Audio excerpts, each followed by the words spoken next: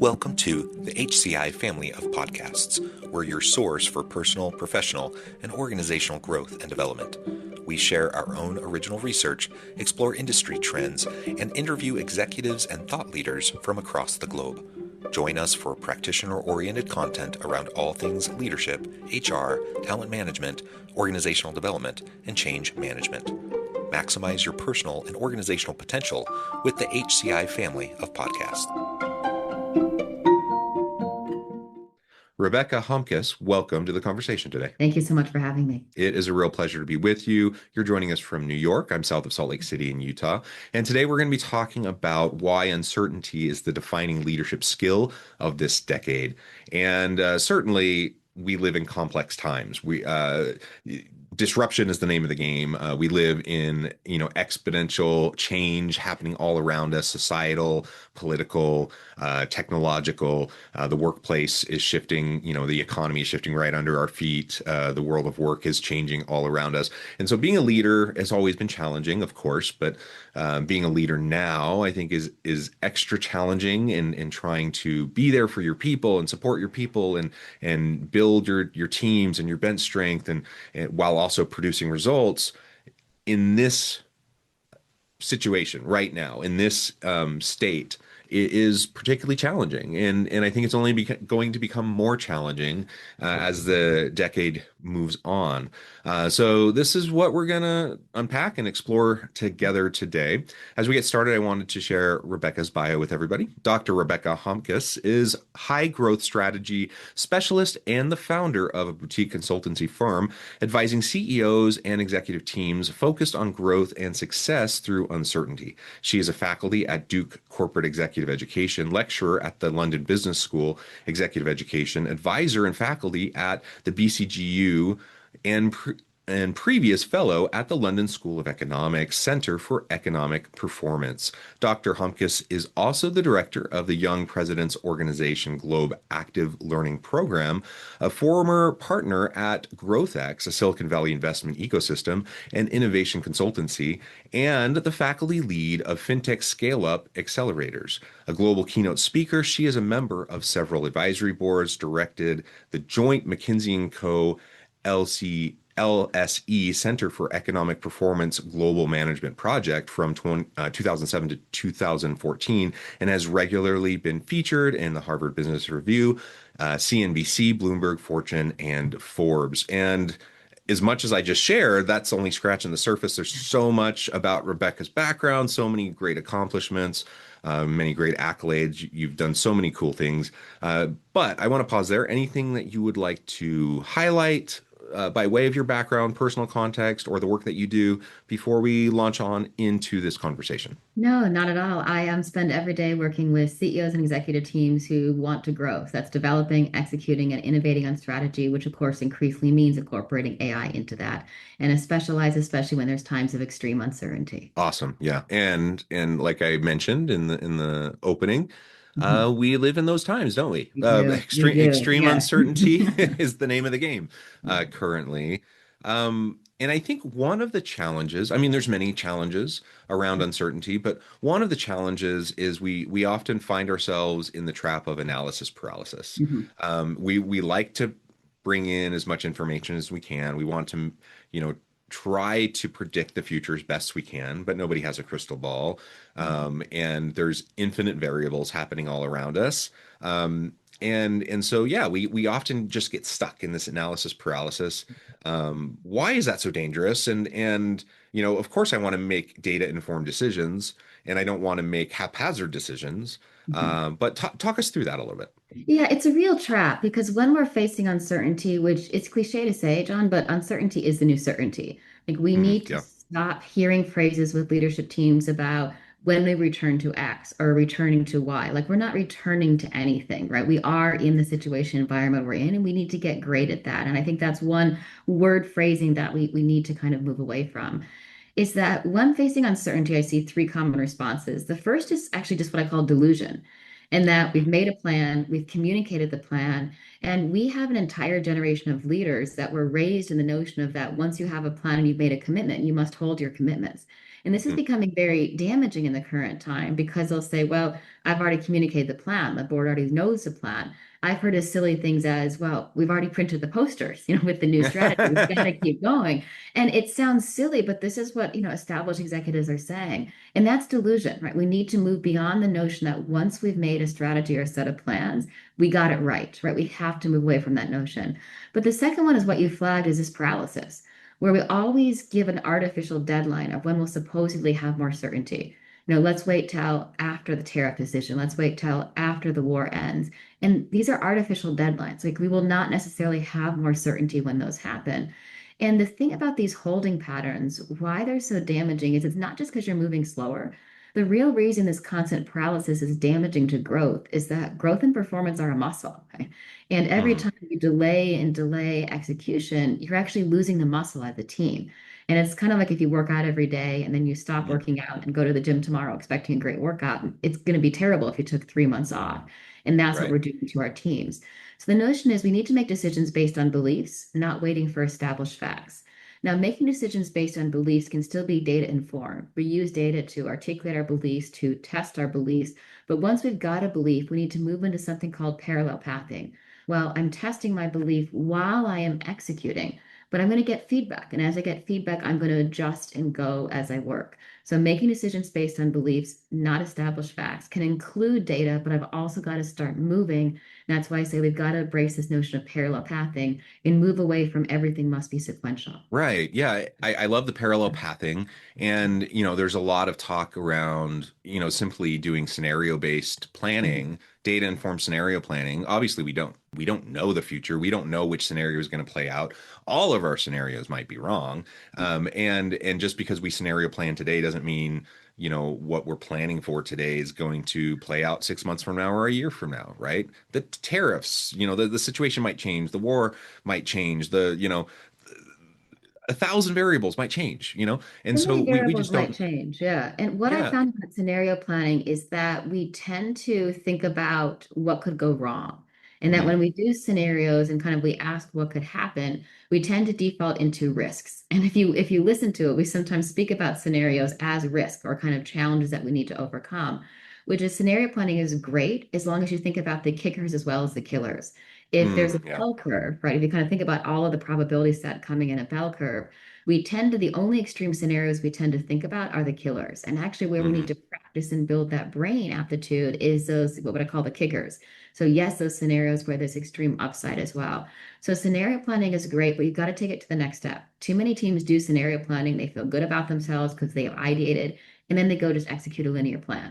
But once Hmm. you've done the scenario plan, you've got to go to the next step as a team and say, okay, based on these scenarios, what are the 2 or 3 critical beliefs we're going to take? What are the scenarios that we want to start building capability for or actually executing towards, and then start moving from it? So scenario planning is a yes and do the scenario planning and take it to the next step of articulating a belief that you can start acting on. Yeah, and let's talk for just a minute about these linear plans. Yeah. So like the 5-year strategic plan, right? Yes. The bread and butter of management and leadership for the last forever, right? And I talk with leaders all the time about their plans, and we I mean it's great to have a plan, and I guess it's better to have a plan than to not have any plan, and certainly that is where we used to be. We used to be in a place where nobody had strategic plans. And so then we started to have 5-year plans, and then we started to have 5-year rolling strategic plans, which is better because it's more adaptive. But we're in a situation now where I still find so many executives who kind of just like what you just said. They're like, well, we have our 5-year strategic plan. Like, and now we have to pivot, but this pivot isn't on the roadmap. It's not on our strategic plan. So we can't do it. So we Yeah. have, we have to just follow our plan. And if we follow our plan, there's safety in our plan.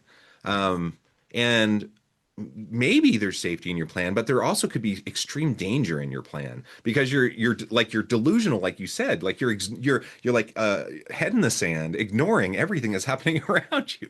So much so. And actually, one of the traps I look out for is one of the scariest things that a leader can say to me is if they tell me they're in heads down execution mode. Like that, you're going to get in trouble for me if you tell me that, because we pride ourselves on being in heads down execution mode. But being in heads down execution mode means I'm just going to implement the plan. Where I need leaders in heads up learning mode. Yes, I have a Mm, framework or a parameter of things that I'm executing, but I'm open to my beliefs being wrong. I'm open to getting new insights. And I've been really thinking about this a lot, is that agility is a methodology. We mm, often think, oh, you can have a strategy or you can be agile. That's not the case at all. Agility is based on methodology. The most agile companies have their beliefs. They have methodologies for how they test their beliefs. They have parameters about how they build change into their strategies. So we need to stop assuming that having a strategy and being agile are opposite. They actually live together. The definition of agility is making good decisions quickly aligned with strategy. So there was one of the, very famous generals who used the phrase, John, that it was, plans are worthless, but planning is everything. And that's right. still kind of true for strategies.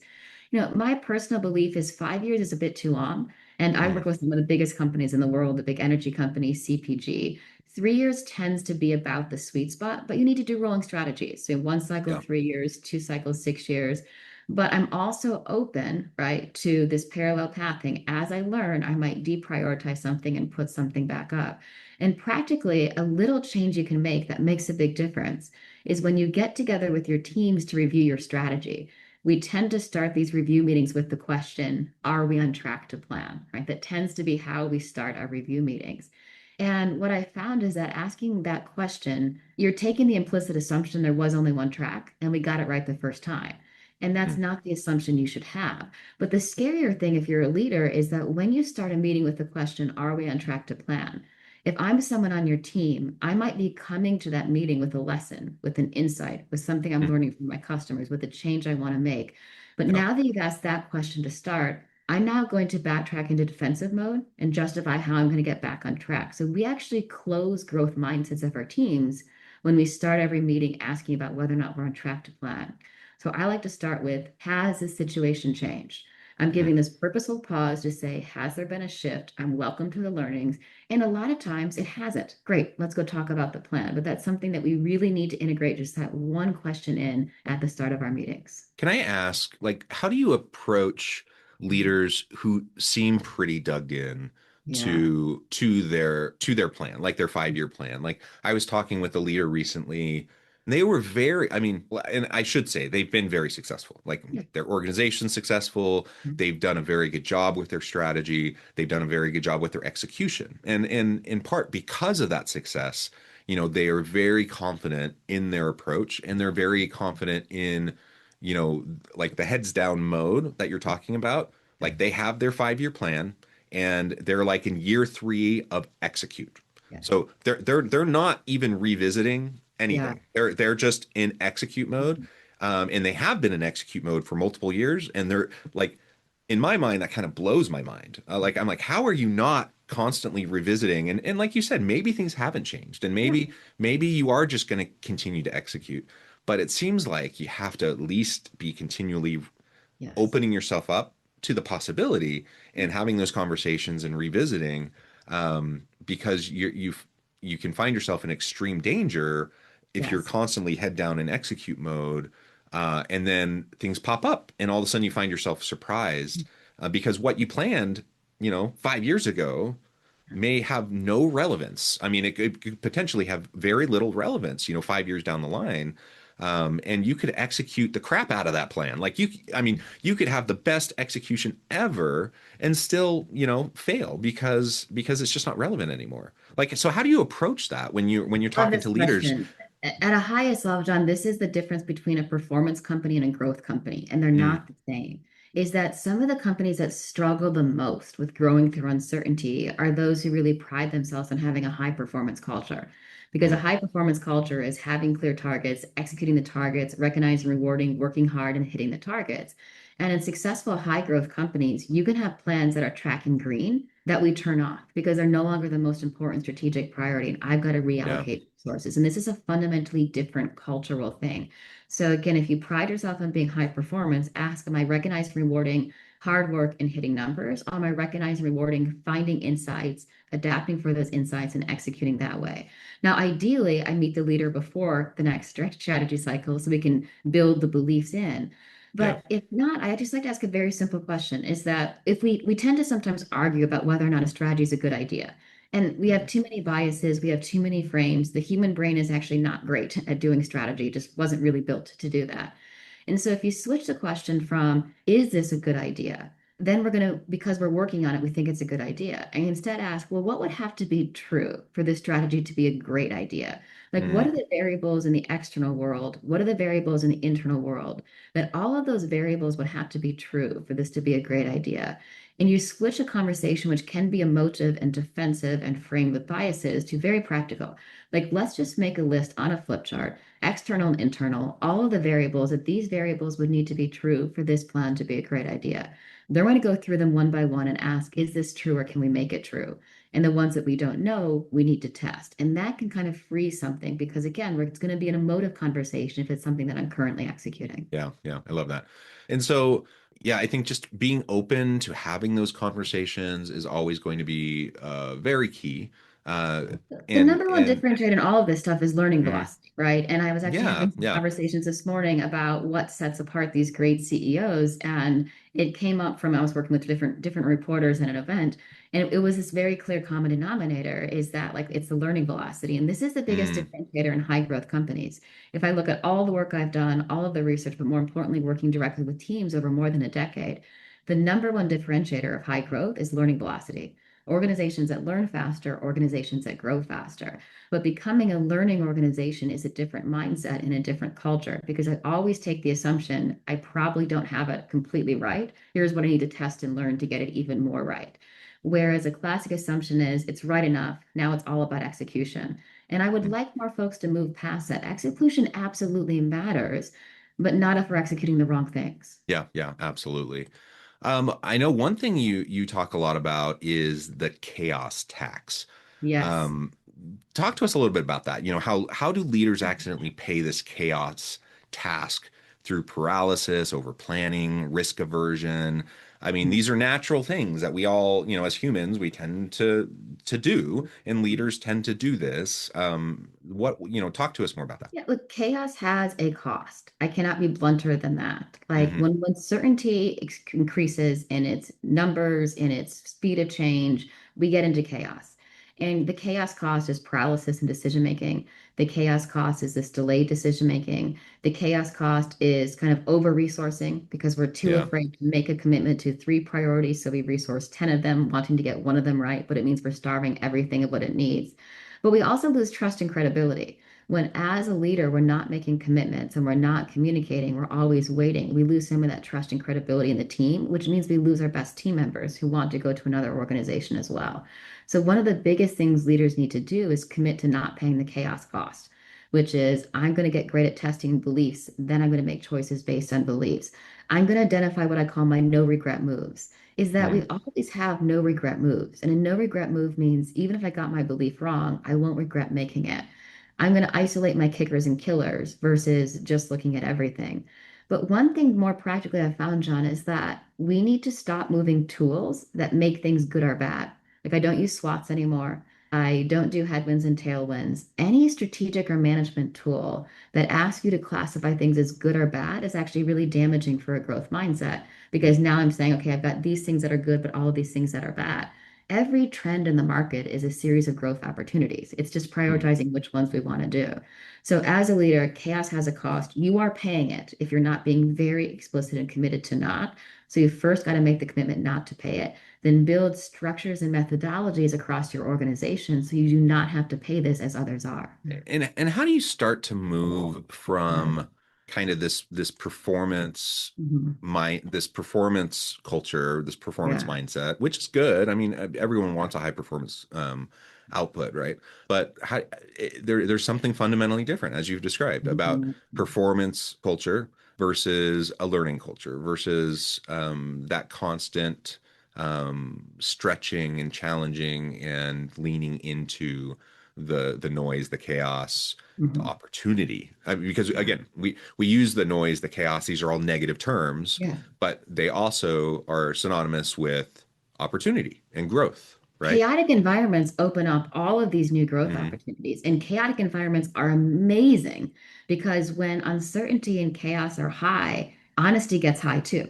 And Hmm. consumers and customers are much more honest about what they value and what they don't value and the feedback loops in the market. So, again, uncertainty is a great time to grow because it's a great time to learn because when uncertainty is high, honesty gets high as well. So, as a team, there's like I call it like the hardware and the software. The hardware is processes and tools. We have great processes for tracking goals, but do you have tools where folks can track beliefs? And so, where is a place they're capturing insights, they're learning from other people's insights? We've got to give tools and structures there. And then on the software, who are we recognizing and rewarding? You can make this shift in a couple of months if your employee shout outs and town halls move from recognizing the guy that came in and worked over the weekend or worked really hard and instead, you recognize, reward the team that made a shift, that stopped doing something. Celebrate change and recognize, reward learning and change. If you do that 3 town halls in a row, you're going to start building this shift. So I found who we recognize, reward is the best way to make this shift the fastest. Yeah, and maybe this opens things up to a little bit of like controversy here, but some of the things that I think kind of fit with what you're just talking about. So this, who worked over the weekend or whatever. But we have a lot of these return to office mandates. You have Yeah. kind of the butts and seats leadership, right? So Mhm. people wandering like the wandering around the halls, checking who's at their desk style of leadership. And kind of FaceTime in the office style of leadership. Now, certainly there's value in being in person, and there's and individuals need to understand, like, you need to be seen, you need to be heard, you need to help people understand what contributions you're making. Like, there's all of this around individuals progressing in their career and making contributions in their team and having influence and all of that, and that's a whole other conversation. Um, but when we're thinking about performance, and not just performative performance, but like real performance, and how that's valued and how that's signaled in the organization, and then versus actual growth and actual learning and how that's valued and how that's signaled within the organization. I don't know. Any thoughts on like how you talk with executives and leaders about how those types of things can get reinforced? I'm It's from them. wondering. It's from, yeah, please. Yeah. Yeah, I'm wondering about how like we might inadvertently undermine our desire towards a learning culture, um, you know, because we might be pushing towards some of these other things that, yeah, might undermine our efforts. Because we are obsessed with tracking, we are obsessed with the stoplight system of our metrics, and there is there is an importance to that. Shifting from from are we on track to plan to has a situation changed? When I, as a CEO, am giving a talk or a town hall or just running a meeting with my team, am I saying, here are the 2 or 3 insights I want to learn this week? We tend to just say it is like X or Y. We've been kind of trained as leaders, we must know the answers. The job of leaders is to ask the questions. And so shifting into the weekly meeting from what do we do? What do we need to do? But what did we learn last week? What do we need to learn? That shift, adding those very 2 quick agenda points and then role modeling, here's how I'm testing my assumptions. These micro shifts make a much bigger impact across an organization than any top-down mandate. Yeah, yeah, absolutely.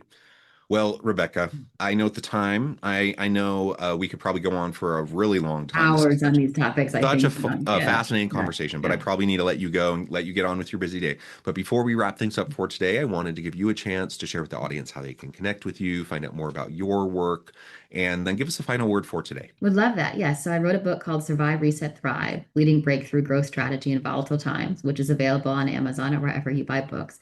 And you can also go to my website, RebeccaHomkes.com, where I also write a monthly blog that covers a lot of these topics you can subscribe to there. So either check out the book, Survive, Reset, Thrive, or just head to RebeccaHomkes.com. Awesome. Again, Rebecca, thank you so much. It's been a real pleasure. I encourage the audience to reach out, get connected, find out more about what Rebecca can do for you. Check out the book. And as always, I hope everyone can stay healthy and safe, that you can find meaning and purpose at work each and every day. And I hope you all have a great week.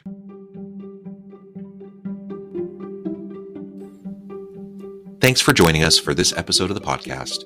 We hope you stay healthy and safe, and please join us again soon.